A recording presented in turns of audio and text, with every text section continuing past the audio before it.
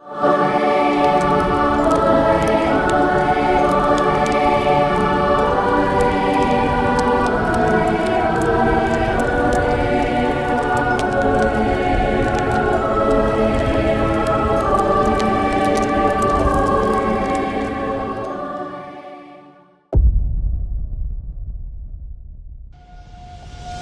am the way and the truth and the life. No one comes to the Father but by me. John chapter 14 verse 6. സ്നേഹമുള്ളവരെ, നമ്മൾ ഈശോയുടെ മുമ്പിൽ മനസ്സ് തുറന്ന് ഹൃദയം തുറന്ന് പ്രാർത്ഥിക്കുന്ന സമയമാണ്. നമുക്കറിയാം, ദിവ്യകാരുണ്യ ഈശോയുടെ സന്നിധിയിൽ ഇരുന്ന് പ്രാർത്ഥിക്കാനായിട്ട് നമുക്ക് എല്ലാവർക്കും ഒരുപോലെ കൃപ കിട്ടുന്ന സമയമാണ് ഇത്. ഈശോയുടെ സന്നിധിയിൽ ഉണർന്നിരുന്ന് പ്രാർത്ഥിക്കാൻ, സ്തുതിച്ച് പ്രാർത്ഥിക്കാൻ, എന്തുമാത്രം നമുക്ക് സ്തുതിച്ച് പ്രാർത്ഥിക്കാൻ പറ്റുമോ അത്രമേൽ നമുക്ക് ദൈവകൃപ നേടിയെടുക്കാനായിട്ട് സാധിക്കും. കാരണം ദൈവസന്നിധിയിൽ നമ്മൾ ദൈവത്തെ ഉച്ചത്തിൽ വിളിച്ച് പ്രാർത്ഥിക്കുകയും സ്തുതിക്കുകയും ഒക്കെ ചെയ്യുന്നത് വഴി നമ്മിലേക്കൊരു ദൈവകൃപ ഇറങ്ങുന്നുണ്ട്. നാം അറിയാതെ നമ്മളെ പരിസരത്തെ, നമ്മുടെ വീടിനെ, നമ്മുടെ നിയോഗങ്ങളെയൊക്കെ അത് സ്പർശിക്കുന്നുണ്ട്.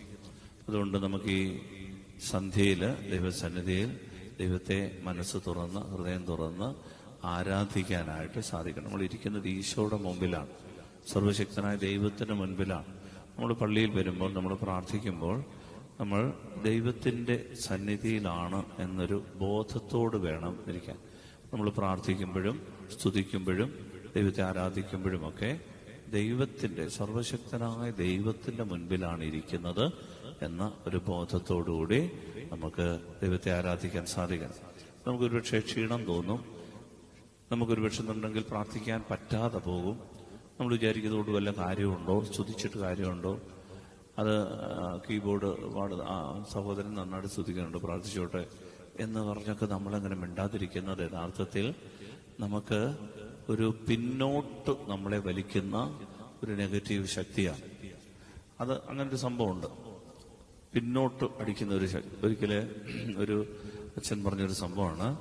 ഒരു പെൺകുട്ടി, അവൾക്ക് ഇതര മതസ്ഥനുമായിട്ട് വലിയ ഒരു പ്രേമം, ഒരു രീതിയിൽ അങ്ങോട്ട് പോകുന്നില്ല, വിട്ടുപോകുന്നില്ല. ഭയങ്കരമായ പ്രേമം. പലരും ഉപദേശിച്ചു, പലരും നന്മ പറഞ്ഞു കൊടുത്തു, പലരും നമ്മുടെ പാരമ്പര്യത്തെക്കുറിച്ച് പറഞ്ഞു, വിശ്വാസത്തെക്കുറിച്ച് പറഞ്ഞു. എന്നിട്ടൊന്നും ഒരു എഴുന്നേൽപ്പില്ല, ഒരു രക്ഷയില്ല. അവസാനം അവര് ഒരച്ഛനോട് പറഞ്ഞു, വെച്ചാ ഈ കൊച്ചിനിങ്ങനൊരു വിഷയമുണ്ടെന്ന്. ഞങ്ങൾ എത്ര ഉപദേശിച്ചിട്ടും, ഞങ്ങൾ പള്ളിയിൽ കൊണ്ടുപോയി പ്രാർത്ഥിപ്പിച്ചു, ഞങ്ങൾ തീർത്ഥാടനം കൊണ്ടുപോയി നേർച്ചയിടിച്ചു, അവർക്ക് വേണ്ടിയിട്ട് ഞങ്ങൾ കുർബാനയൊക്കെ ചൊല്ലിച്ചു പ്രാർത്ഥിച്ചു, എന്നിട്ടും ഒരു വിടുതൽ. അവളങ്ങനെ മർക്കട മുഷ്ടി കണക്ക് നിൽക്കുകയാണ്, പിട്ടിവാശി കണക്ക് നിൽക്കുകയാണ്, മല്ലിട്ട് നിൽക്കുകയാണ്. അങ്ങനെ ഒരു അരൂപിയുണ്ട്, മല്ലിന്റെ അരൂപി. എങ്ങനെ നിൽക്കുകയാണെന്ന് പറഞ്ഞു, എതിർത്ത് നിൽക്കുകയാണ്. എന്ത് പറഞ്ഞാലും കടിച്ചു കീറാൻ വരികയാണ്, ഒരു കാര്യം പറയാൻ സമ്മതിക്കുക, അതുപോലെ അങ്ങ് എതിർപ്പാണെന്ന് പറഞ്ഞു. ഒന്ന് മനസ്സ് അങ്ങോട്ട് മാറുന്നില്ലെന്ന് പറഞ്ഞു. ബാജു പറഞ്ഞു, കുഴപ്പമില്ല, ഇതൊക്കെ പറയുമ്പോൾ നിങ്ങൾ വിചാരിക്കും വിശുദ്ധ കുർബാനയ്ക്ക് ശക്തി ഇല്ലാഞ്ഞിട്ടല്ല, പള്ളിക്ക് ശക്തി ഇല്ലാഞ്ഞിട്ടല്ല, പ്രാർത്ഥനയ്ക്ക് ശക്തി ഇല്ലാഞ്ഞിട്ടല്ല. കർത്താവ് ഓരോ ശുശ്രൂഷകൾക്കും ഓരോ പ്രത്യേകത കൊടുത്തിട്ടുണ്ട്. ഈ അച്ഛൻ പറഞ്ഞു, സാരമില്ല, അവള് എൻ്റെ അടുത്തോട് ഒന്ന് കൊണ്ടുവരാൻ പറഞ്ഞു. അങ്ങനെ ആ കൊച്ചിനെ കൊണ്ടുവന്നു. ആ കൊച്ചിന്റെ തലയിൽ കൈവച്ച് ഒറ്റ പ്രാർത്ഥന, ഒറ്റ ആശീർവാദവും കൊടുത്തു. ഇതിൽ പറഞ്ഞു, ഇവളെ പിന്നോട്ടടിക്കുന്ന ഈ കെട്ടിൽ നിന്ന്, ഇവരുടെ വിശ്വാസത്തെ തകർക്കുന്ന, ഇവരുടെ ദൈവബന്ധത്തെ തകർത്ത് കളയുന്ന ഈ തിന്മപ്പെട്ട അവസ്ഥയിൽ നിന്ന് യേശുവേ നിങ്ങളുടെ നാമത്തിൽ ഞാൻ ഇവളെ ബന്ധിച്ച് മോചിപ്പിക്കുന്നു. ഈ കൊച്ച് അത് കഴിഞ്ഞ് കൊച്ചരച്ഛനാണ്. അച്ഛനിങ്ങനെ വലിയ ആരോഗ്യമൊന്നുമില്ല. ഇതൊന്ന് പ്രാർത്ഥിച്ചു, പുറാറാക്കിയിട്ട് പ്രാർത്ഥിച്ചിട്ട് അച്ഛൻ അങ്ങ് പോയി. ഒരു വീട്ടുകാർ പറഞ്ഞാണ്, എന്താ വെച്ചാ അതിനുശേഷം ഈ കൊച്ച് പറഞ്ഞു, അതെ എന്തോ ഒന്നിങ്ങനെ അങ്ങോട്ട് പോയെന്ന് പറഞ്ഞു. എന്തോ ഒരു വ്യത്യാസം എനിക്ക് സംഭവിച്ചിട്ട് എനിക്ക് തോന്നി.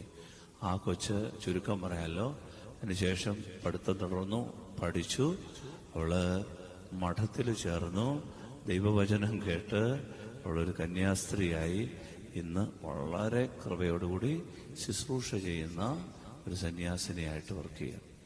ഹല്ലേലൂയ. സ്നേഹത്തോട് പറയാം ഹല്ലേലൂയ. പ്രിയപ്പെട്ടവരെ, ഇങ്ങനൊരു സംഭവം ഉണ്ട്. നമ്മൾക്ക് പ്രാർത്ഥിക്കാൻ പറ്റുന്നില്ല, കുറെ നാളായി സ്തുതിക്കാൻ പറ്റുന്നില്ല, എല്ലാത്തിനോടും ഒരു മല്ല്, ഒരു പിന്മാറ്റം, ഒരു സംശയം, ഒരു എതിർപ്പ്, ഒരു ഇവിടെ ഇരുന്നാലും നമ്മുടെ പഴയ കാര്യങ്ങളിലേക്കുള്ള യാത്ര, പല വിചാരം, പിന്നെ ഇങ്ങനെയൊക്കെയുള്ള പല പീഡകൾ. നമ്മൾ വിചാരിക്കുന്നതൊക്കെ മാനുഷികമാണ്. അങ്ങനെയല്ല. നമ്മളെ പഴയ പാപങ്ങളിലേക്കും തഴക്കദോഷങ്ങളിലേക്കും കൊണ്ടിടുന്ന തിന്മയുടെ സ്വാധീനങ്ങളുണ്ട്. അതുകൊണ്ട് നമ്മൾ എന്ത് ചെയ്യണം? ആരാധനയുടെ മുൻപിൽ വെച്ച് വിടുതൽ പ്രാപിക്കണം. എങ്കിൽ മാത്രമേ നമ്മൾ തെളിഞ്ഞു വരികയുള്ളൂ. നമ്മൾ കയറി വരണം. എന്നും ഒരേപോലെ ആത്മീയതയൊന്നും നിലനിൽക്കുകയില്ല. അതുകൊണ്ട് നമ്മൾ ഓരോ ദിവസവും കഴിയുന്തോറും, പ്രായം കൂടുന്തോറും നമ്മൾ കൃപയിലും വളരാനായിട്ട് നമ്മൾ ശ്രമിക്കണം. ഹല്ലേലൂയ. പ്രായം എത്രയുമായിട്ടും ആ പഴയ പാപങ്ങളിലൊക്കെ ഇങ്ങനെ ഉരുണ്ടുരുണ്ട് ജീവിക്കുകയാണെങ്കിൽ അതല്ല ദൈവം ആഗ്രഹിക്കുന്നത്. നമ്മള് പ്രായം കൂടുന്തോറും കൃപയിൽ വളരണം. അതിനാണ് ഈ ആരാധനകളൊക്കെ. അപ്പൊ ഈ ആരാധനയിൽ വരുമ്പോൾ നമ്മൾ സമയം മെനക്കെടുത്ത് നിൽക്കരുത്. നമ്മൾ ഇവിടുന്ന് നൽകുന്ന ചെറിയ നിർദ്ദേശങ്ങൾ സ്വീകരിച്ചും ദൈവത്തെ മനസ്സ് തുറന്ന് ഉച്ചത്തിൽ സ്തുതിക്കണം. സ്വരമേർത്തി ഹല്ലേലൂയ. അതല്ല സ്വരം സ്വരമേർത്തി പറഞ്ഞു ഹല്ലേലൂയ, ഹല്ലേലൂയ. അതായത് നമ്മൾ ഇന്ന് കാണുന്നത് 1 രാജാക്കന്മാരുടെ പുസ്തകം 19-ാം അധ്യായത്തിന്റെ 1 മുതലുള്ള വാക്യങ്ങളാണ്. ആ അധ്യായം മുഴുവനും നമ്മളൊന്ന് വായിച്ച് മനസ്സിലാക്കുന്നത് നല്ല ഒരു അധ്യായമാണ്. പഴയ നിയമത്തിന്റെ ഒരു പാഠമാണ് പഠിക്കുന്നത്.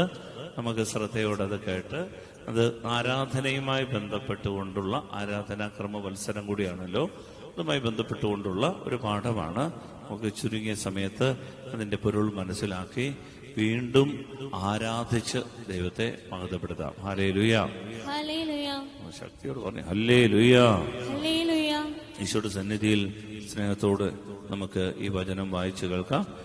1 രാജാക്കന്മാരുടെ പുസ്തകം 19-ാം അധ്യായം 4 മുതൽ 8 വരെയുള്ള വാക്യങ്ങൾ ഇപ്പോൾ വായിക്കാം. ആദ്യം 4 മുതൽ 8 വരെ. അവിടെ നിന്ന് അവൻ തനിയെ മരുഭൂമിയിലൂടെ ഒരു ദിവസത്തെ വഴി നടന്ന് ഒരു വാടാമുൾ ചെടിയുടെ തണലിലിരുന്നു. അതായത് ഇതാരാണെന്ന് അറിയാമോ നടന്നത്?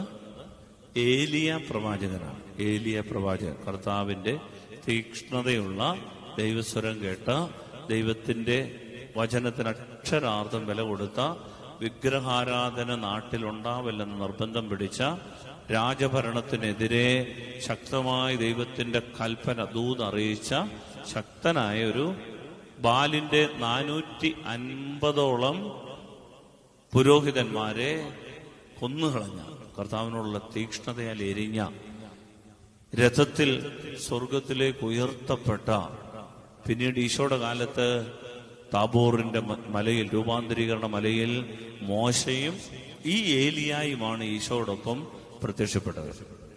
അപ്പൊ അത്ര പഴയ നിയമത്തിൽ നിന്ന് പുതിയ നിയമം വരെയും എത്തി നിൽക്കുന്ന കർത്താവിന്റെ ശക്തനായ ഒരു പ്രവാചകനാണ് ആര്? അപ്പൊ ഏലിയ.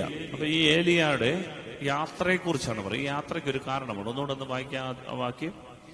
അവിടെ നിന്ന് അവൻ തനിയെ മരുഭൂമിയിലൂടെ ഒരു ദിവസത്തെ വഴി നടന്ന് ഒരു വാടാമുൾ ചെടിയുടെ തണലിലിരുന്നു. അവൻ മരണത്തിനായി പ്രാർത്ഥിച്ചു. കർത്താവേ, മതി, എന്റെ പ്രാണനെ സ്വീകരിച്ചാലും ഞാൻ എന്റെ പിതാക്കന്മാരെക്കാൾ മെച്ചമല്ല. അവൻ ആ ചെടിയുടെ തണലിൽ കിടന്നുറങ്ങി.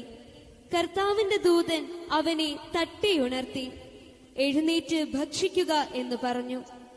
എഴുന്നേറ്റ് നോക്കിയപ്പോൾ ചുടുകല്ലിൽ ചുട്ടെടുത്ത അപ്പവും ഒരു പാത്രം വെള്ളവും ഇതാ തലയ്ക്കലിരിക്കുന്നു. അത് കഴിച്ച് അവൻ വീണ്ടും കിടന്നു. കർത്താവിന്റെ ദൂതൻ വീണ്ടും അവനെ തട്ടിയുണർത്തി പറഞ്ഞു, എഴുന്നേറ്റ് ഭക്ഷിക്കുക, അല്ലെങ്കിൽ യാത്ര ദുഷ്കരമായിരിക്കും. അവൻ എഴുന്നേറ്റ് ഭക്ഷണപാനീയങ്ങൾ കഴിച്ചു.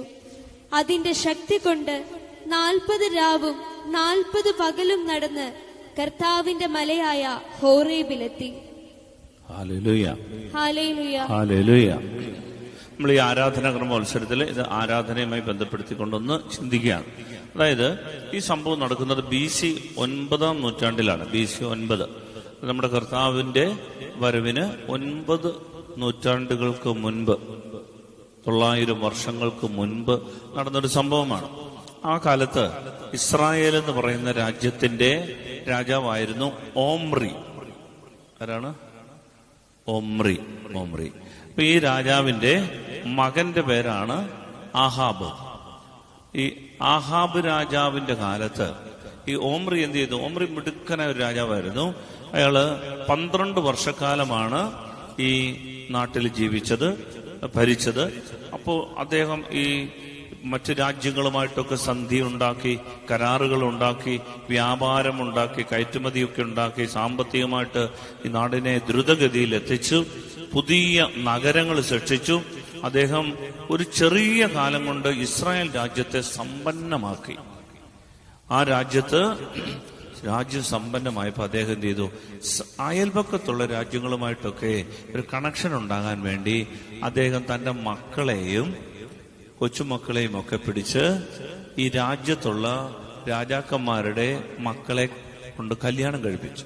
വിജാതീയരുമായി വിവാഹ ബന്ധത്തിൽ ഏർപ്പെട്ടു. ഇതിനാണ് അവരുമായി ബന്ധുത്വമുണ്ടെങ്കിൽ യുദ്ധം ഉണ്ടാകുകയില്ല, സമാധാനത്തിൽ കഴിയും. അപ്പൊ അദ്ദേഹം എന്ത് ചെയ്തു? ഈ അയൽപക്കത്തുള്ള, പ്രത്യേകിച്ച് തൈർ എന്ന് പറയുന്ന ഒരു വിജാതീയ നാട്ടിലെ രാജകുമാരിയായ ജസബലിനെ കൊണ്ട് തന്റെ മകനായ ആഹാബിനെ കല്യാണം കഴിപ്പിച്ചു. അപ്പം ഓമ്രി എന്ന് പറയുന്ന രാജാവ്, മകന്റെ പേരാണ് ആഹാബ്. ആഹാബിന്റെ ഭാര്യയുടെ പേരാണ് വിജാതീയരായ ടൈറിലെ രാജകുമാരി ജസബൽ. ജസബൽ വന്നപ്പോഴ് ഇസ്രായേലിന് തലവേദനയായി. അതാണ് ചില പെൺകുട്ടികള് വീട്ടിലിങ്ങനെ കയറി വരുമ്പോ തലവേദന ഉണ്ടാകണം. വളരെ റയറായിട്ടാണ് അങ്ങനെ തലവേദന ഉണ്ടാക്കി. അങ്ങനെ തലവേദന ഉണ്ടായി കഴിഞ്ഞപ്പോ എന്ത് സംഭവിച്ചു? അവിടെ ഈ ഭരണം, വീടിന്റെ കൺട്രോൾ മുഴുവനും ഈ വന്ന് കയറിയ കൊച്ച് അങ്ങേറ്റെടുത്തു. ഹല്ലേലൂയ. നിങ്ങൾക്ക് ഇതൊന്നും മനസ്സിലാകത്തില്ല, നിങ്ങൾ നല്ല മനുഷ്യരായതുകൊണ്ട്. ഇതൊക്കെ മനസ്സിലാവണമെങ്കിൽ ബൈബിളിൽ ഇങ്ങനെയൊക്കെ പണ്ട് തൊട്ടേ ഉണ്ട്. BC 9 നൂറ്റാണ്ട് തൊട്ടേ ഇങ്ങനെയൊക്കെയുള്ള കാര്യങ്ങളുണ്ട്. ഹല്ലേലൂയ. സന്തോഷത്തോടെ ഹല്ലേലൂയ. അപ്പോൾ ഈ ഭരണം അങ്ങോട്ട് ഏറ്റെടുത്തപ്പോൾ ഈ പെൺകുട്ടിയുടെ മനസ്സിന്റെ ഉള്ളിൽ ഒരു ഭീകരത അങ്ങോട്ട് വന്നു. ഭരണഭീകരത എന്ന് പറഞ്ഞു കഴിഞ്ഞാൽ എല്ലാം കൺട്രോൾ ചെയ്യാൻ തുടങ്ങി. അതിന് ഒത്ത ഒരു ഭർത്താവ് ആഹാബ് എന്ത് ചെയ്തു? ആയിക്കോട്ടെ എന്ന് പറഞ്ഞു കൊടുത്തു. അപ്പോൾ ഇതിന്റെ കൺട്രോൾ മുഴുവനും ഇവരേറ്റെടുത്തപ്പോൾ ഭരണകൂട ഭീകരത എന്ന് പറഞ്ഞാൽ ജനം മുഴുവൻ ഇവരെ പേടിച്ച് കഴിയാൻ തുടങ്ങി. അപ്പോൾ പിന്നെ നമുക്കറിയാം, അതിന്റെ 18-ാം അധ്യായത്തിലാണെന്ന് തോന്നുന്നു അല്ലെ, നാബോത്തിന്റെ മുന്തിരിത്തോട്ടം എന്നുള്ള ഹെഡിങ് ഒക്കെ ഉണ്ട്. അതിന്റെ അടുത്ത അധ്യായത്തിലാണ് നാബോത്ത്. 21-ാം അധ്യായമായിരിക്കും അല്ലേ? ആണോ? പറ, മൈക്കിൽ കൂടെ പറ. 21-ാം അധ്യായത്തിൽ നാബോത്തിന്റെ മുന്തിരിത്തോട്ടം. പാവപ്പെട്ട നാബോത്ത് ഈ കൊട്ടാരത്തിനടുത്തൊരു ഇച്ചിരി മുന്തിരിത്തോട്ടം നട്ടുപിടിപ്പിച്ചു. പാരമ്പര്യമായിട്ട് കിട്ടിയതാ. യെസബെല് നോക്കിയപ്പോ സൂപ്പർ ഒരു കൃഷിസ്ഥലം. യെസബെല് പറഞ്ഞു, ചേട്ടാ അതിങ്ങി വാങ്ങിച്ചെടുക്കും. അപ്പൊ പറഞ്ഞു, അയ്യോ അത് നാബോത്തിന്റെ അല്ലേ, നമ്മുടെ ഒരു പ്രജയുടെ അല്ലേ, പാവപ്പെട്ട മനുഷ്യൻ. ചേട്ടാ അതൊന്നും പറയണ്ട, ഇതെല്ലാം രാജാവിന്റെയാ. അങ്ങനെ നാബോത്തിന്റെ അടുത്തെന്ന് പറഞ്ഞപ്പോ നാബോത്ത് പറഞ്ഞു, ഒന്നും തരാൻ പറ്റുന്നില്ല, രാജാവൊക്കെ കാര്യം ശരിയാ, പക്ഷേ ഇതെനിക്ക് അപ്പനപ്പൂപ്പന്മാർ വഴി കിട്ടിയ കുടുംബസ്വത്താ, തരാൻ പറ്റത്തില്ലെന്ന് പറഞ്ഞു. ഉടനെ ഈ പെണ്ണ് രാജാവിന്റെ മുദ്രമോതിരം ഇങ്ങോട്ട് എടുത്തിട്ട് ഒരു കൽപ്പനയൊക്കെ കൊണ്ടാക്കി അതിൽ സീൽ ചെയ്തിട്ട് പറഞ്ഞു, മര്യാദയ്ക്ക് കൊടുത്തോണം, ഇല്ലേ ശരിയാക്കുന്നു. അങ്ങനെ നാബോത്തിനെയൊക്കെ കൊല്ലുന്ന, ഈ വസ്തുവൊക്കെ സ്വന്തമാക്കുന്ന ഒരു രംഗമൊക്കെ ഉണ്ട്. അതായത് പാപങ്ങളുടെ ഭൂമി കയ്യേറുന്ന, ഭരണഭീകരതയുള്ള ഈ ദേശത്ത് മുഴുവനും സത്യദൈവത്തിൽ നിന്ന് വിഗ്രഹാരാധനയിലേക്ക് വഴിതിരിച്ചു വിടുന്ന ഒരു ഒരു പ്രത്യേക അവസ്ഥ ഇവിടെ സൃഷ്ടിച്ചു. അവിടെയാണ് എന്ത് ചെയ്തു? ഏലിയ പ്രവാചകൻ ഇങ്ങോട്ട് വന്നു. അപ്പൊ ഈ ദേശത്ത് മുഴുവൻ ബാലിനെ മാത്രമേ ആരാധിക്കാവൂ. ബാലിന് വേണ്ടിയിട്ട് ഇഷ്ടം പോലെ പള്ളികൾ, ഇഷ്ടം പോലെ പുരോഹിതന്മാര്, 450ഓളം പുരോഹിതന്മാര് വരെ ഒരു ഏറിയയില് ബാലിന് വേണ്ടി ശുശ്രൂഷ. ആരാ? യഹൂദരാ. ദൈവത്തിന്റെ തെരഞ്ഞെടുക്കപ്പെട്ട ജനമാ. ആരായി? ബാലിന്റെ പുരോഹിതരായിട്ട് ശുശ്രൂഷ ചെയ്യുക. അവിടേക്കാണ് ഏലിയ പ്രവാചകൻ ഈ മലയിലേക്ക് ഇങ്ങോട്ട് കയറി വന്നിട്ട് പറഞ്ഞു, ബാലാണ് ദൈവമെങ്കിൽ അങ്ങോട്ട് നിൽക്കുക, യഹോവയാണ് സത്യദൈവമെങ്കിൽ ജനമേ ഇങ്ങോട്ട് നിൽക്കുക. ജനം ഒന്നും മിണ്ടിയില്ല. കാരണം അങ്ങോട്ട് പോയാലും ഇങ്ങോട്ട് പോയാലും അടിയ. അവിടോട്ട് പോയാൽ പ്രവാചകൻ എന്തേലും വിളിച്ചിറക്കി കത്തിച്ചു കളഞ്ഞാൽ അങ്ങനെ സംഭവിച്ചിട്ടുണ്ട്. ദൈവത്തിന്റെ തീ ഇറങ്ങിയാൽ ചത്തു. അതല്ല ഇങ്ങോട്ട് പോയാ ജസബേല്, അഹാബ്, ആളുകളൊന്നും മിണ്ടാതെ ഇങ്ങനെ നിൽക്കുക. ഉടനെ പിന്നീട് നമ്മൾ കാണുന്നുണ്ട്, ഈ ബാലിന്റെ ദേവൻ ഈ പുരോഹിതന്മാരെല്ലാം കൂടെ ഇങ്ങോട്ട് വിളിച്ചു വരുത്തിയിട്ട് പറഞ്ഞു, അതെ 2 ബലി അർപ്പിക്കാൻ പോവാം, ഒന്ന് യഹോവയ്ക്ക്, ഒന്ന് ബാലിന്. എന്നിട്ട് ഈ റെഡിയാക്കി വെച്ചിരിക്കുന്ന ബലിപീഠത്തിങ്കിൽ ഈ മാംസം, ഈ കാളെ വെട്ടി നുറുക്കി വെച്ചിരിക്കുകയാണ്. സ്വർഗത്തിൽ നിന്ന് തീ ആരുടെ ബലിയിൽ ഇറങ്ങുന്നോ അതായിരിക്കും സത്യദൈവം. അത് ആദ്യമേ പറഞ്ഞു, നിങ്ങൾ റെഡിയാക്കി പ്രാർത്ഥിച്ചോളാൻ പറഞ്ഞു. 450 പുരോഹിതന്മാരും സ്വയം ദേഹമൊക്കെ വെട്ടിമുറിച്ച് ഇങ്ങനെ ചോരയൊക്കെ കൊണ്ട് ഇങ്ങനെ ഭയങ്കരമായി തുള്ളിച്ചാടി ബാൽ ബാൽ വരൂ വരൂ. അപ്പൊ ഏലിയ പറയുന്നുണ്ട്, ഉറക്ക വിളിക്ക്, പുള്ളി ടോയ്ലറ്റിൽ പോയതായിരിക്കും എന്നൊക്കെ പറയുന്നുണ്ട്. എല്ലാം കഴിഞ്ഞ് അവിടെ മടുത്തു കഴിഞ്ഞപ്പോ പ്രിയപ്പെട്ടവരെ, ദൈവമായ കർത്താവിനെ വിളിച്ചിറക്കിയിട്ട് ഏലിയ പറഞ്ഞു, കർത്താവേ എന്നോട് കരുണ തോന്നണമേ, കർത്താവേ എന്നോട് കരുണ തോന്നണമേ, കർത്താവേ എന്നോട് കരുണ തോന്നണം. ഇതാണ് നമ്മൾ കുർബാനയില് നെഞ്ചത്തടിച്ച് പുരോഹിതൻ പ്രാർത്ഥിക്കുന്നത്.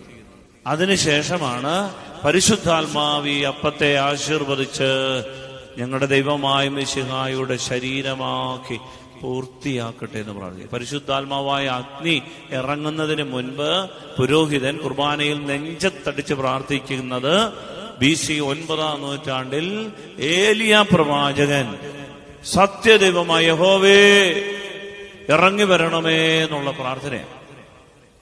അങ്ങനെ പ്രാർത്ഥിച്ചു കഴിഞ്ഞപ്പോ തീ ഇറങ്ങി, ഇത് കത്തിച്ചു. ഉടനെ ബാലിന്റെ പുരോഹിതന്മാരെല്ലാം ചാടി എഴുന്നേറ്റ് ജനത്തോട് പറഞ്ഞു, ഒരെണ്ണത്തിനെ വിടുക, എല്ലാത്തിനും വെട്ടിക്കണ്ടിച്ചേക്കാൻ പറഞ്ഞു. പ്രിയപ്പെട്ടവരെ, ദേശത്ത് നിന്ന് വിഗ്രഹാരാധന തുടച്ചു മാറ്റാൻ വേണ്ടി കർത്താവിന്റെ തീക്ഷ്ണമായ അഗ്നിയോടെ ജ്വലിച്ച ആളാണ് ആര്?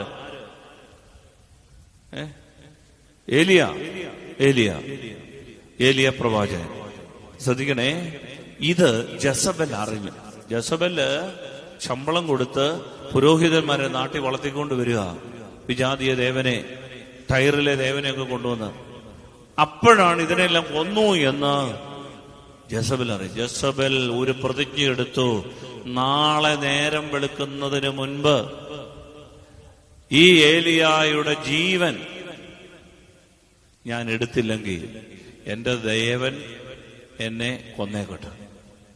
ജസബൽ ഇങ്ങനെ ഒരു തീരുമാനമെടുത്തെന്ന് ആരറിഞ്ഞു? ഏലിയ അറിഞ്ഞു. ഏലിയ പ്രാണരക്ഷാർത്ഥം ഓടി. ശ്രദ്ധിച്ചു കേൾക്കണം, പ്രധാനപ്പെട്ട ഒരു കാര്യമാണ്. എന്തുകൊണ്ടാണ് ഏലിയ ഓടിയത്? പ്രാണരക്ഷാർത്ഥം അവൻ ഓടാനുള്ള കാരണം എന്താണെന്നറിയാമോ? അത്ഭുതം കൊണ്ട് മാത്രം വിശ്വാസത്തെ പിടിച്ചു നിർത്താനാവില്ല എന്ന് ഏലിയ തിരിച്ചറിഞ്ഞു. ശ്രദ്ധിക്കണേ, ദൈവത്തിന്റെ ആത്മാവ് നമ്മളെ പഠിപ്പിക്കുന്ന ഒന്നാമത്തെ പാഠമാണ്. വലിയൊരു അത്ഭുതമാണ് കണ്ണിന്റെ മുൻപിൽ നടന്നത്. സത്യദൈവം യഹോവയാണെന്ന് തെളിഞ്ഞു. തീ ഇറങ്ങി ഈ ബലിപീഠത്തിൽ നിന്നും ബലിവസ്തു മുഴുവൻ ദഹിപ്പിച്ചു. ജനത്തിന് ബോധ്യപ്പെട്ടു സത്യദൈവം യഹോവയാ. പക്ഷേ ഏലിയ തിരിച്ചറിയുകയാണ്, ഈ അത്ഭുതം കൊണ്ട് മാത്രം സത്യ ദൈവ വിശ്വാസം പിടിച്ചു നിർത്താനാവില്ല. പിന്നെന്താ വേണ്ടത്? ശ്രദ്ധിക്കണേ. അടുത്തതാണ് പ്രധാനം. ഏലിയ ഹോറെബ് മലയിലേക്ക് ഓടി. ഹോറെബ് മലയിലേക്ക് ഏലിയ ഓടി. എന്താണ് ഈ ഹോറെബ് മലയുടെ പ്രത്യേകത? ഈ ഹോറെബിന്റെ പ്രത്യേകത 250 കിലോമീറ്റർ ഉണ്ട് ഈ ഇസ്രായേൽ എന്ന് പറയുന്ന നാട്ടിൽ, അല്ലെങ്കിൽ സമറിയയിൽ നിന്ന് ഈ ഹോറെബ് മല. ഈ ഹോറെബ് മലയുടെ മറ്റേ പേരാണ് സീനായ് മല. Hallelujah, hallelujah, hallelujah. ഈ സീനായ് മലയുടെ അടുത്ത് പോണെങ്കിൽ 250 കിലോമീറ്റർ യാത്രയാണ്. ഇവൻ പ്രാണരക്ഷാർത്ഥം ഓടുകയാണ്. എന്തിനാണെന്നറിയാമോ? ഇവൻ ഈ ജീവൻ പോകുന്നതിന് മുൻപ് ഇവൻ ഹോറെബ് മലയിലെത്തണം, സീനായ് മലയിലെത്തണം.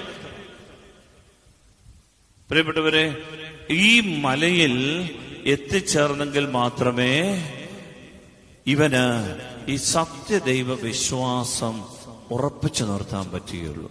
Hallelujah, hallelujah. കാരണം ഈ സീനായ് മലയിൽ വെച്ചാണ് ദൈവം സ്വയം ആവിഷ്കരിച്ച് മോശയ്ക്ക് ഉടമ്പടിയുടെ കൽപ്പന നൽകിയത്. 4 നൂറ്റാണ്ടുകൾക്ക് മുൻപ്, ഏലിയായ്ക്ക് 4 നൂറ്റാണ്ടുകൾക്ക് മുൻപ്, 400 വർഷങ്ങൾക്ക് മുൻപ് ഈ സീനായ് മലയിൽ വെച്ച് ദൈവം സ്വയം ആവിഷ്കരിച്ചിറങ്ങി വന്നിട്ട് കത്തുന്ന മുൾപ്പടർപ്പിൽ തീയായി കാണിച്ചിട്ട് പറഞ്ഞു, തീ ഇറക്കി കാണിച്ചിട്ട് പറഞ്ഞു, ഞാനാണ് ആകുന്നവൻ, ഞാൻ ആകുന്നവനാകുന്നു എന്ന് പറഞ്ഞാൽ എന്നെ പോലെ വേറൊരുവനില്ല, ഞാനാണ് സത്യദൈവം എന്ന് തെളിയിച്ചു. അവിടേക്ക് ഈ സീനായ് മലയുടെ ഈ മലയിലേക്ക്, ഈ ഹോറബിലേക്ക് ഈ പ്രവാചകൻ ഓടിപ്പോവാണ്. കാരണം സീനായ് മലയിൽ അവിടെ യാത്ര ചെയ്തതിലൂടെയാണ് ഏലിയ മോശയുമായി നേരിട്ട് ബന്ധം സ്ഥാപിക്കാം. ഏലിയ മോശയുമായി നേരിട്ട് ബന്ധം സ്ഥാപിക്കുകയാണ്. എന്തിനാണെന്നറിയാമോ? അതിലൂടെ ദൈവത്തെ സന്ധിക്കാനുള്ള, ദൈവത്തോട് ബന്ധപ്പെടാനുള്ള സാധ്യത തേടുകയാണ്.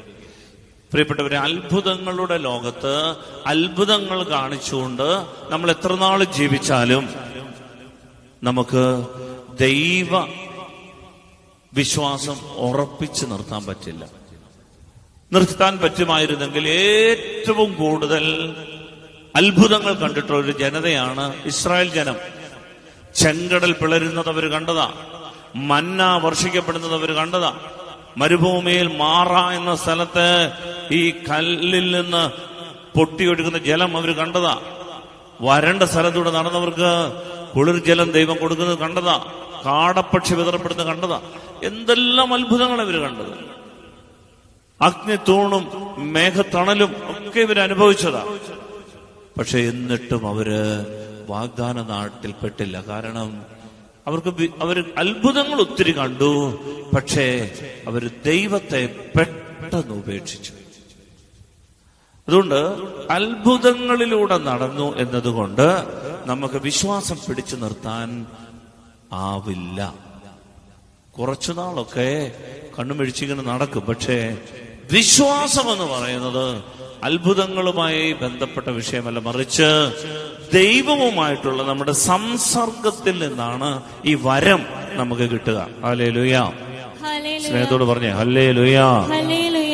അതുകൊണ്ടാണ് നമുക്കറിയാം, യേശുക്രിസ്തു പുതിയ ഉടമ്പടി സ്ഥാപിക്കുമ്പോ ഈ രൂപാന്തരീകരണ മലയിൽ യേശുവിനോടൊപ്പം ആരൊക്കെ ഉണ്ടായിരുന്നു?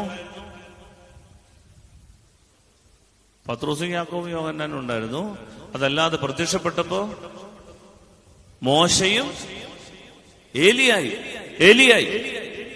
ഈ ഏലിയായും മോശയുമാണ് പുതിയ നിയമത്തിൽ ഈശോ താബോറിന്റെ നെറുകയിൽ രൂപാന്തരപ്പെട്ടപ്പോ മോശയും ഏലിയായും സംസാരിച്ചുകൊണ്ട് നിൽക്കുന്നത്. എന്താ കാര്യം എന്നറിയാമോ?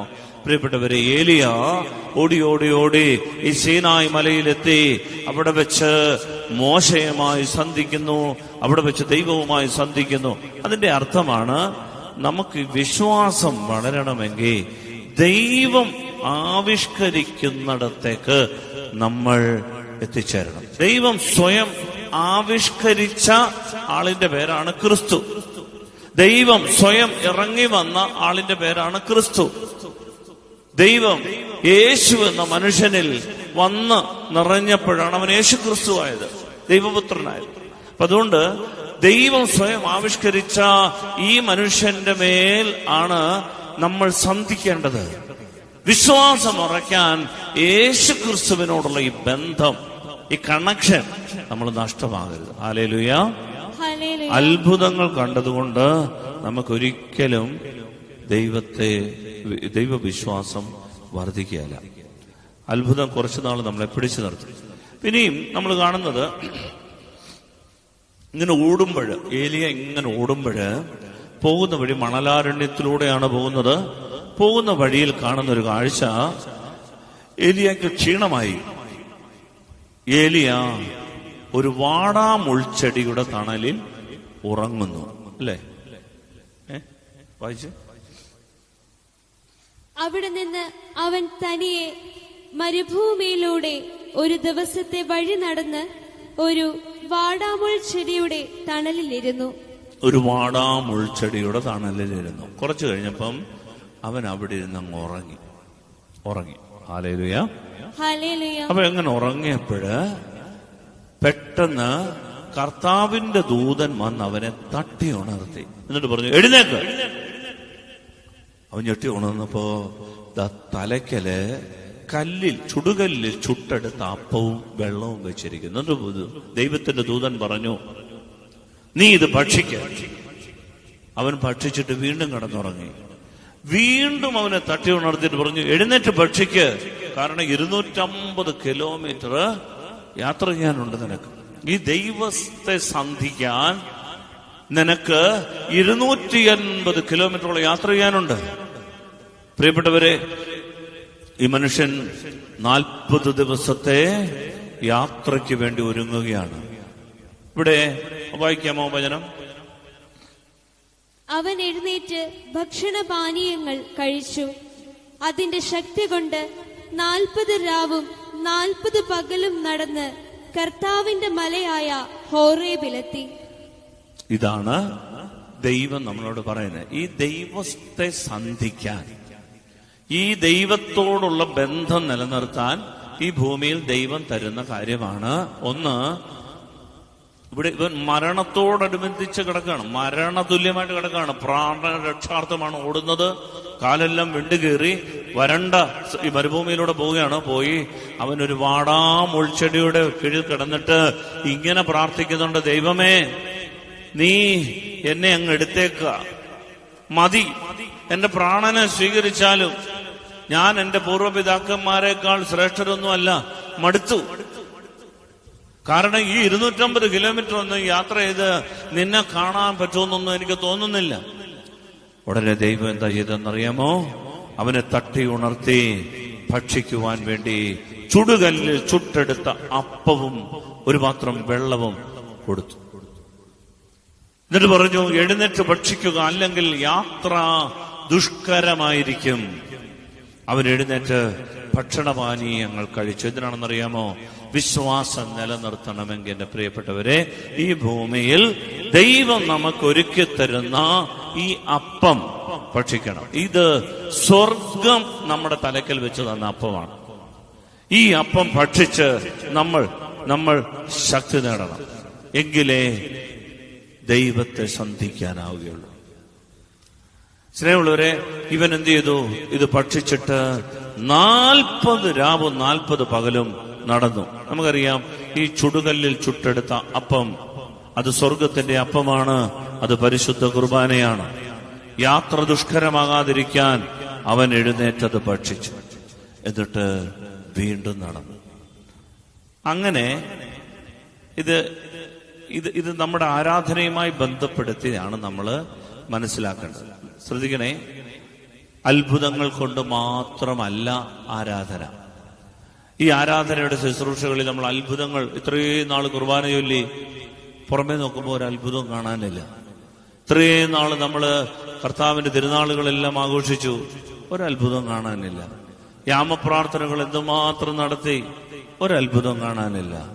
കൂദാശ കൽപ്പകങ്ങൾ എന്തുമാത്രം പങ്കെടുത്തു, വിടൂദാശകൾ ഉൾപ്പെടെ, മരിച്ചടക്കം ഉൾപ്പെടെ, ഒരത്ഭുതവും കാണാനില്ല.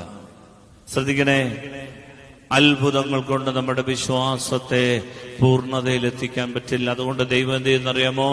നമുക്ക് ഈ സ്വർഗീയ അപ്പം തരും. ഇവിടെ ഏലിയ വാടാമുൾച്ചെടിയുടെ തണലിൽ ഉറങ്ങുന്നു. അത് മരണത്തിന്റെ പ്രതീകമാണ്.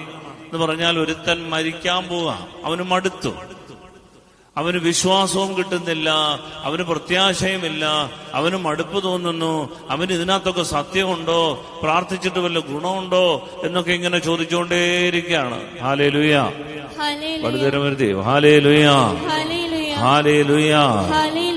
ഏറ്റു പറയാം, പരിശുദ്ധാത്മാവേ, പരിശുദ്ധാത്മാവേ, ഉറക്കെ പ്രാർത്ഥിക്കാമോ? പരിശുദ്ധാത്മാവേ, പരിശുദ്ധാത്മാവേ, എഴുന്നള്ളി വരണമേ. എഴുന്നള്ളി വരണമേ. അങ്ങേ ഇഷ്ടദാസിയായ പരിശുദ്ധ മറിയത്തിന്റെ വിമല ഹൃദയത്തിന്റെ ശക്തമായ മധ്യസ്ഥതയാ ഞങ്ങളിൽ നിറയണമേ. ഹല്ലേലൂയ.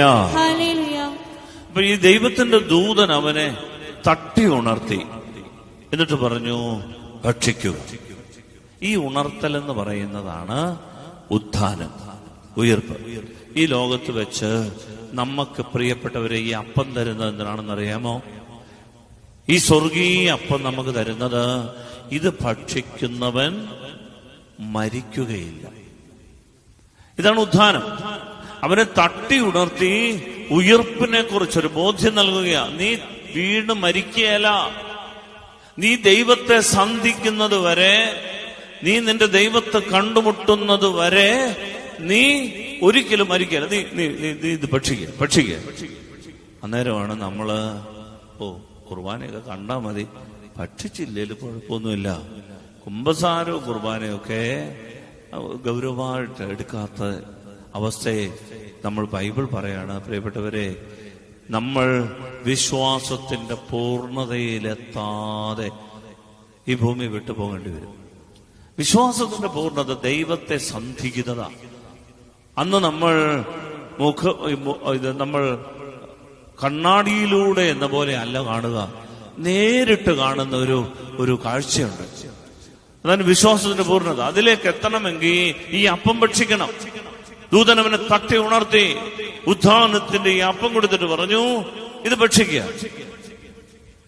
പ്രിയപ്പെട്ടവരെ, ഈ നിഗൂഢാത്മകത തുളുമ്പി നിൽക്കുന്ന BC 9-ാം നൂറ്റാണ്ടിൽ നടന്ന സംഭവമാണ്. വളരെ രഹസ്യാത്മകത തുളുമ്പി നിൽക്കുന്ന ഈ സംഭവം പിന്നീട് കാലങ്ങൾക്ക് ശേഷം ഈശോ സ്ഥാപിച്ച പരിശുദ്ധ കുർബാനയാണെന്നും ഇന്നും ഈ അപ്പം ഭക്ഷിക്കുന്നതും ഈ യാത്ര ദുഷ്കരമാകാതിരിക്കാൻ ഈ അപ്പത്തെ ഗൗരവത്തോടെ എടുക്കണമെന്നും പിന്നീട് ഈ അപ്പം ഭക്ഷിച്ച് നമ്മൾ വിശ്വാസത്തിന്റെ പൂർണ്ണത കൈവരിക്കണമെന്നും ദൈവം ആഗ്രഹിക്കുന്നുണ്ട്. ഹല്ലേലൂയ. അതുകൊണ്ടാണ് ഉത്ഥാനത്തിന്റെ നാളുകളിൽ ഈശോ തിബേരിയോസിന്റെ തീരത്ത് ആ കല്ലിൽ തഗ്ബ എന്നാണ് ആ സ്ഥലത്തിന് പറയുന്നത്. ആ പാറ ഇന്നും അവിടെ ഒരു പള്ളിയുണ്ട്. അവിടെ അപ്പം വർദ്ധിപ്പിച്ച സ്ഥലമാണ്. അവിടെ തീ കൂട്ടി ഉത്ഥാനത്തിന്റെ ആ ദിവസം ശിഷ്യന്മാരൊക്കെ തോറ്റ് തുന്നം പാടി രാത്രി മുഴുവനും അധ്വാനിച്ചിട്ടും ഒരു മീനെ പോലും കിട്ടാത്ത തോൽവിയുടെ രാത്രി ഈ പ്രാതലൊരുക്കി തീ കൂട്ടി അപ്പം ചുട്ട് മീനെയും തയ്യാറാക്കി ഒരു ദൈവം ഇരിക്കുന്നു എന്ന് കാണുമ്പോ, പ്രിയപ്പെട്ടവർ, നമ്മൾ കാണേണ്ടത് വർഷങ്ങൾക്ക് മുൻപ്, നൂറ്റാണ്ടുകൾക്ക് മുൻപ് ഈ തീ കൂട്ടി ദൈവത്തിന്റെ ദൂതൻ ഈ ചുടുകല്ലിൽ ചുട്ടെടുത്ത അപ്പം ഏലിയായ്ക്ക് കൊടുത്തതിന്റെ സൂചനയാണ്. ഹല്ലേലൂയ. എന്നിട്ട് പറയുകയാണ്, വാങ്ങി ഭക്ഷിക്കുവിൻ, ഇതെന്റെ ശരീരമാണ്. ഈ ഭക്ഷണം നമ്മൾ ഈ ആരാധനയിൽ നമ്മൾ സംബന്ധിക്കുന്നത് വഴി നമുക്ക് ദൈവത്തെ സന്ധിക്കാനാവുമെന്ന് നൂറ്റാണ്ടുകൾക്ക് മുൻപ് ദൈവം പറഞ്ഞു വെച്ചപ്പോ ഈ ആരാധന ദൈവത്തിന്റെ സ്വപ്നമായിരുന്നു. യേശുക്രിസ്തു ഈ വിശുദ്ധ കുർബാന സ്ഥാപിക്കുമ്പോ നൂറ്റാണ്ടുകൾക്ക് മുൻപേ അവിടുന്ന് സ്ഥാപിച്ചതാണ് ഈ പരിശുദ്ധ കുർബാന. ഹല്ലേലൂയ. സ്നേഹത്തോടെ ഹല്ലേലൂയ. എന്നിട്ട് പിന്നീട് നാം കാണുന്നത് ഹോറേബ് മലയിൽ അങ്ങനെ ഈ ശക്തി കൊണ്ട് ഏലിയ എത്തി. വായിക്കാമോ അത്? ഹോറേബ് മലയിൽ എത്തിയ സംഭവം ഒന്ന് വായിച്ചേ. അവൻ അവിടെ ഒരു ഗുഹയിൽ വസിച്ചു. അവിടെ വെച്ച് കർത്താവിന്റെ സ്വരം അവൻ ശ്രവിച്ചു. ഏലിയ, നീ ഇവിടെ എന്തു ചെയ്യുന്നു? ഏലിയ ഉത്തരം പറഞ്ഞു, സൈന്യങ്ങളുടെ ദൈവമായ കർത്താവിനെ പ്രതിയുള്ള തീഷ്ണതയാൽ ഞാൻ ജ്വലിക്കുകയാണ്. ഇസ്രായേൽ ജനം അവിടുത്തെ ഉടമ്പടി ലംഘിച്ചു. അവർ അങ്ങയുടെ ബലിപീഠങ്ങൾ തകർക്കുകയും അങ്ങയുടെ പ്രവാചകന്മാരെ വാളിനിരയാക്കുകയും ചെയ്തു. ഞാൻ മാത്രമേ അവശേഷിച്ചിട്ടുള്ളൂ. എന്റെ ജീവനെയും അവർ വേട്ടയാടുകയാണ്. നീ ചെന്ന് മലയിൽ കർത്താവിന്റെ സന്നിധിയിൽ നിൽക്കുക, അവിടുന്ന് അരുളി ചെയ്തു. കർത്താവ് കടന്നുപോയി. അവിടുത്തെ മുൻപിൽ മലകൾ പിളർന്നും പാറകൾ തകർത്തും കൊണ്ട് കൊടുങ്കാറ്റടിച്ചു. കൊടുങ്കാറ്റിൽ കർത്താവില്ലായിരുന്നു. കാറ്റ് കഴിഞ്ഞു, ഭൂകമ്പമുണ്ടായി. ഭൂകമ്പത്തിലും കർത്താവില്ലായിരുന്നു. ഭൂകമ്പത്തിന് ശേഷം അഗ്നിയുണ്ടായി. അഗ്നിയിലും കർത്താവില്ലായിരുന്നു. അഗ്നി അടങ്ങിയപ്പോൾ ഒരു മൃദുസ്വരം കേട്ടു. അപ്പോൾ ഏലിയ മേലങ്കി കൊണ്ട് മുഖം മറച്ചു പുറത്തേക്ക് വന്നു, ഗുഹാമുഖം നിന്നു. അപ്പോൾ അവനൊരു സ്വരം കേട്ടു, ഏലിയ, നീ ഇവിടെ എന്തു ചെയ്യുന്നു? അവൻ പ്രതിവചിച്ചു, സൈന്യങ്ങളുടെ ദൈവമായ കർത്താവിനെ പ്രതി ഞാൻ അതീവ തീക്ഷ്ണതയാൽ ജ്വലിക്കുകയാണ്. ഇസ്രായേൽ ജനം അവിടുത്തെ ഉടമ്പടി ലംഘിച്ചു. അവർ അങ്ങയുടെ ബലിപീഠങ്ങൾ തകർക്കുകയും അങ്ങയുടെ പ്രവാചകന്മാരെ വാളിനിരയാക്കുകയും ചെയ്തു. ഞാൻ മാത്രമേ അവശേഷിച്ചിട്ടുള്ളൂ. എന്റെയും ജീവൻ അവർ വേട്ടയാടുന്നു. കർത്താവ് കൽപ്പിച്ചു, നീ ദമാസ്കസിനടുത്തുള്ള മരുഭൂമിയിലേക്ക് മടങ്ങുക. അവിടെ ഹസായേലിനെ സിറിയ രാജാവായി അഭിഷേകം ചെയ്യുക. നിംഷിയുടെ മകൻ യേഹുവിനെ ഇസ്രായേൽ രാജാവും ആബേമെൽ ഹോയായിലെ ഷാഫാത്തിന്റെ മകൻ ഏലീഷായെ നിനക്ക് പകരം പ്രവാചകനായും അഭിഷേകം ചെയ്യുക. ഹസായേലിന്റെ വാളിൽ നിന്ന് രക്ഷപ്പെടുന്നവനെ യേഹു വധിക്കും. യേഹുവിന്റെ വാളിൽ നിന്ന് രക്ഷപ്പെടുന്നവനെ ഏലീഷ വധിക്കും.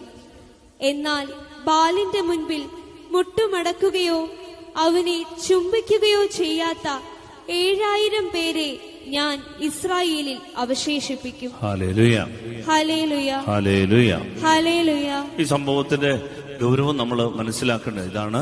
അതായത് ഈ ഏലിയ ഇവിടെ നിന്ന് യാത്ര പുറപ്പെട്ട് മുന്നോട്ട് പോകുമ്പോഴാണ് കർത്താവിന്റെ വലിയ സ്വരം കേൾക്കുന്നത്. അതായത് ഈ ഹോറേബ് മലയിൽ എത്തിച്ചേരുന്നു. ഹോറബിൽ എത്തിച്ചേരുമ്പോൾ ദൈവം ചോദിക്കുന്നു, ഏലിയ, നീ ഇവിടെ എന്തെടുക്കുകയാണ്? അവൻ പറയാണ്, എന്റെ കർത്താവിന്റെ സൈന്യങ്ങളുടെ കർത്താവായ ദൈവത്തെ പ്രതി ഞാൻ ജ്വലിക്കുകയാണ്, തീക്ഷ്ണതയാൽ ജ്വലിക്കുക. അപ്പൊ ദൈവം ചോദിച്ചു, അതെന്താണ്? പറഞ്ഞു, ഈ ബാലിന്റെ ആളുകളെല്ലാം കൂടെ നമ്മുടെ പ്രവാചകരെ മുഴുവൻ കൊന്നു, ഞാൻ മാത്രമേ അവശേഷിച്ചിട്ടുള്ളൂ. എന്റെ ജീവനെയും അവർ വേട്ടയാടുക, എന്റെ ജീവനെയും അവർ വേട്ടയാടുക, എനിക്കിനി ആരുമില്ല. ഉടനെ ദൈവം അവനോട് പറയാണ്, നീ എന്താ പറഞ്ഞേ? നീ മാത്രമേ അവശേഷിച്ചിട്ടുള്ളെന്നോ? അല്ല, ബാലിന്റെ മുമ്പിൽ മുട്ടുമടക്കാത്ത 7000 പേരെ ഞാൻ അവശേഷിപ്പിച്ചിട്ടുണ്ട്. നമ്മളത് കാണുന്നില്ലെന്നേ ഉള്ളൂ. ബാലിന്റെ മുമ്പിൽ മുട്ടുമടക്കാത്ത 7000 പേരെ ഞാൻ അവശേഷിപ്പിച്ചിട്ടുണ്ട് എന്നൊരു ഉറപ്പ് ഏലിയയ്ക്ക് എപ്പോഴാണ് കിട്ടിയെന്നറിയാമോ? ഈ അപ്പം ഭക്ഷിച്ച് യാത്ര ചെയ്ത് ജീവിതകാലം അത്രയും ദുഷ്കരമായ ഈ യാത്ര ചെയ്ത് അവസാനം അവൻ എത്തിച്ചേരുന്ന ഈ ഹോറേബ് മലയിൽ വെച്ച് ദൈവം അവന് കൊടുക്കുന്ന വാഗ്ദാനമാണ്, നീ വിഷമിക്കണ്ട, ഞാൻ ഒരു 7000 പേരെ അവശേഷിപ്പിച്ചിട്ടുണ്ട്, നീ ഒറ്റയ്ക്കല്ല. പ്രിയപ്പെട്ടവരെ, നമ്മുടെയൊക്കെ ജീവിതത്തില് ഇങ്ങനൊരു അവസ്ഥയിലൂടെ നമ്മൾ കടന്നു പോകും. ഈ അപ്പം ഭക്ഷിച്ച് തൃപ്തിപ്പെട്ട് ബലപ്പെട്ട് നമ്മൾ നടക്കണം. അവിടെ ചെല്ലുമ്പോൾ ദൈവത്തിന്റെ മൃദുസ്വരം നമ്മൾ കേൾക്കും. അതുകൊണ്ടാണ് വിശുദ്ധ കുർബാനയിൽ ഏവൻഗേലിയോൻ വായിക്കുന്നത്. അതുകൊണ്ടാണ് ഈ കുർബാനയ്ക്കിടയ്ക്ക് ഈ ഏവൻഗേലിയോൻ ദൈവത്തിന്റെ സ്വരമാണ്, ദൈവത്തിന്റെ സംസാരമാണ്. ആദ്യമേ ഒരു ഭൂകമ്പം ഉണ്ടായി, പിന്നെ ഒരു കൊടുങ്കാറ്റുണ്ടായി, പക്ഷെ അതിലൊന്നും ദൈവസ്വരമില്ല. പിന്നീട് വന്ന ഒരു സൈലൻസ്. ഷിയർ സൈലൻസ് എന്നാണ് പറയുക. എന്ന് പറഞ്ഞാൽ അത് മിണ്ടാതിരിക്കുന്ന അവസ്ഥയല്ല, ദൈവം മിണ്ടുന്നുണ്ട്, പക്ഷേ മറ്റുള്ളവരുടെ സ്വരമൊന്നും കേൾക്കാനാവാത്ത വണ്ണം, ദൈവത്തിന്റെ സ്വരം മാത്രം കേൾക്കുന്ന വണ്ണം നമ്മുടെ ഹൃദയം ഒന്ന് തുറക്കുന്ന ഒരു അവസ്ഥ. ഇതാണ് കുർബാനയിൽ ദൈവവചന ശുശ്രൂഷയിൽ നമ്മൾ ശ്രദ്ധിക്കേണ്ടത്. മറ്റുള്ളതെല്ലാം മറന്ന് ദൈവം മാത്രം നമ്മളോട് സംസാരിക്കുന്ന ഒരു മൃദുല സ്വരമുണ്ട്, ഒരു സോഫ്റ്റ് ആയിട്ടുള്ള ഒരു ഷിയർ സൈലൻസിൽ ദൈവം നമ്മളോട് മിണ്ടും. അതുകൊണ്ടാണ് കുർബാനയിൽ ദൈവവചന വ്യാഖ്യാനം. അത് കേട്ട് കഴിയുമ്പോൾ അവനോട് പറയുകയാണ്, നീ വിഷമിക്കണ്ട, 7,000 പേരെ ഞാൻ അവശേഷിപ്പിച്ചിട്ടുണ്ട്. എന്നിട്ട് അവന് കൊടുക്കുന്ന ചില നിയോഗങ്ങളുണ്ട്. സങ്കടകരമായ നിയോഗങ്ങളാണ്, വേദന നിറഞ്ഞ നിയോഗങ്ങളാണ്. ഒന്ന്, നീ ഇനിയും പ്രവാചക ദൗത്യം ചെയ്യണ്ട, നിന്റെ ഡ്യൂട്ടി കഴിഞ്ഞു. നിന്റെ ശിഷ്യനായ ഏലീഷായെ നീ അഭിഷേകം ചെയ്യണം. മാത്രമല്ല യൂദയായാലും സമറിയായാലും അതുപോലെ തന്നെ സിറിയയിലും നീ ഇന്ന രാജാക്കന്മാരെ അഭിഷേകം ചെയ്യണം. അതോടുകൂടി നിന്റെ റോള് കഴിഞ്ഞു. നിന്റെ മേലുള്ള മേലങ്കി നീ നിന്റെ ശിഷ്യൻ ഇട്ടുകൊടുത്തിട്ട്, എന്ന് പറഞ്ഞാൽ ദൈവത്തിന്റെ അധികാരം അവൻ ഇട്ടുകൊടുത്തിട്ട് നീ സ്റ്റേജിൽ നിന്ന് പിന്മാറിക്കും. ഇതാണ് ഏലിയായോട് പറയുന്നത്. പ്രിയപ്പെട്ടവരെ ശ്രദ്ധിക്കണേ, വളരെ അർത്ഥപൂർണമായ ഒരു സുവിശേഷമാണ് ദൈവം നമ്മളെ പഠിപ്പിക്കുന്നത്. ഈ ലോകത്ത് വെച്ച് ഈ അപ്പം ഭക്ഷിച്ച് ഈ ഹോറബിൽ വരെ നമ്മൾ എത്തണമെന്നും ദൈവത്തോട് സന്ധിക്കണമെന്നും അത് നമ്മുടെ വിശ്വാസത്തിന്റെ പൂർണ്ണതയാണെന്നും അവിടെ വെച്ച് ദൈവത്തിന്റെ മൃദുലസ്വരം നാം കേൾക്കുമെന്നും ഇതാണ് നമ്മുടെ ജീവിതത്തിന്റെ നിയോഗമെന്നും നാം മനസ്സിലാക്കണം. ജീവിതത്തിന്റെ നിയോഗം എന്ന് പറയുന്ന പാതി വഴിയിൽ ദൈവം ഉപേക്ഷിക്കുവാനല്ല. കഷ്ടതകളുണ്ട്, മണലാരണ്യത്തിലൂടെ സഞ്ചരിക്കേണ്ടി വരും. പക്ഷേ നീ സഞ്ചരിച്ച് ഈ ഹോറേബ് മലയിലെത്തണം. അവിടെ നിന്റെ ദൈവം സ്വയം ആവിഷ്കരിച്ച ഈ മലയിൽ, സീനായി മലയിൽ ദൈവം നിന്നോട് സംസാരിക്കും. ആദ്യമൊക്കെ ഭൂകമ്പം ഉണ്ടാകുമ്പോഴും കൊടുങ്കാറ്റുണ്ടാകുമ്പോഴും നീ കരുതും ദൈവമാണ്, പക്ഷേ അവരിലൊന്നും ദൈവമില്ലായിരുന്നു. പിന്നീട് വന്ന ഒരു മൃദുല സ്വരത്തിൽ, ഒരു ശാന്തമായ ഒരു മന്ദമാരുതനിൽ, ഒരു ഇളം കാറ്റിൽ ദൈവം സംസാരിക്കും, നമ്മളോട് സംസാരിക്കും. അതാണ് യഥാർത്ഥത്തിൽ ആത്മീയതയുടെ വളർച്ചയെന്ന് പറയുന്നത്. ഇതാണ് നമ്മൾ ആരാധനാക്രമത്തിലേക്ക് കൊണ്ടുവന്നിരിക്കുന്നത്, കുർബാനയിലേക്ക് കൊണ്ടുവന്നിരിക്കുന്നത്. കുർബാനയൊക്കെ നമ്മൾ സ്വീകരിക്കുന്നത്, കാണുന്നതുമൊക്കെ എന്റെ പ്രിയപ്പെട്ടവരെ ആത്മീയമായ പക്വതയിലേക്ക് വളരാൻ വേണ്ടിയിട്ടാണ്, ആത്മീയമായ വളർച്ച ഉണ്ടാകാൻ വേണ്ടിയിട്ടാണ്. അതൊരു ഭക്താഭ്യാസമല്ല.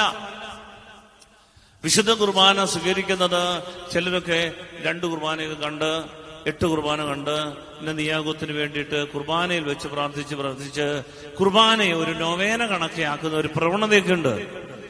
അതല്ല യഥാർത്ഥത്തിൽ ആരാധനയിലൂടെ ദൈവം ആഗ്രഹിക്കുന്നത്. കുർബാന നമ്മുടെ ചടങ്ങുകൾ നടന്നു കിട്ടുന്ന ഒരു ഉപാധിയല്ല, ഇതൊരു നൊവേനയല്ല. കുർബാന, വിശുദ്ധ കുർബാന എന്ന് പറയുന്നത് നമ്മുടെ ആത്മാവിന്റെ രക്ഷയ്ക്ക് വേണ്ടിയിട്ടുള്ള സ്വർഗത്തിന്റെ പദ്ധതിയാണ്. അതുകൊണ്ടാണ് ഈ അത്ഭുതങ്ങൾ കൊണ്ട്, അടയാളങ്ങൾ കൊണ്ട് നമ്മുടെ വിശ്വാസം വളർത്താനാവില്ല എന്ന് തിരിച്ചറിഞ്ഞിട്ട് ഏലിയ അവിടെ നിന്ന് മണലാരണ്യത്തിലൂടെ യാത്ര ചെയ്യും. ഇടയ്ക്ക് വെച്ച് അവൻ തന്നെ ശപിച്ചുകൊണ്ട് പറയാണ്, മരിച്ചാ മതി, ഞാൻ മരിക്കാൻ പോവാ. അവൻ കിടന്നുറങ്ങി, മരണത്തിന്റെ പ്രതീകമാണ്. പക്ഷെ ദൈവം എന്ത് ചെയ്തു? അവനെ തട്ടി ഉണർത്തിയിട്ട് പറഞ്ഞു, നീ തീരാനുള്ളതല്ല. പ്രിയപ്പെട്ടവരെ, ഈ അത്ഭുതങ്ങളിൽ കുടുങ്ങിക്കിടങ്ങാതെ മണലാരണ്യത്തിലൂടെ സഞ്ചരിച്ച് ദൈവത്തെ കണ്ടുമുട്ടാൻ ഒരു ഹോറേബ് വരെ യാത്ര ചെയ്യാൻ തയ്യാറായാലുണ്ടല്ലോ, ദൈവം ഈ സ്വർഗീയ അപ്പം നമുക്ക് വേണ്ടി ഒരുക്കും. അത് ഭക്ഷിച്ച് ജീവിതകാലം അത്രയും സഞ്ചരിക്കാൻ നമുക്ക് കരുത്ത് കിട്ടും.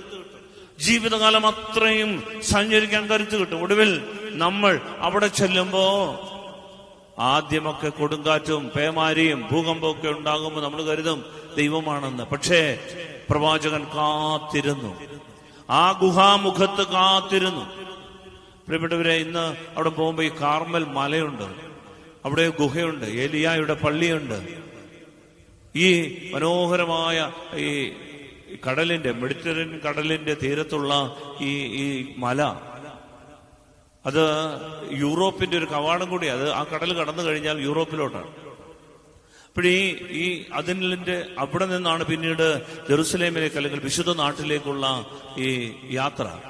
അപ്പോഴിവിടെ ഈ ഹോറബിന്റെ, അതായത് സീനായ് പെൻസുലയുടെ ഭാഗമായ ഈ മലയിൽ പ്രിയപ്പെട്ടവരെ ഈ ഏലിയ ഗുഹയിൽ ഇങ്ങനെ കഴിയുകയാണ്. ദൈവത്തിന്റെ സ്വരം കേട്ട് ദൈവം കാത്തിരുന്നവന് അവസാനം ദൈവം സംസാരിക്കുക.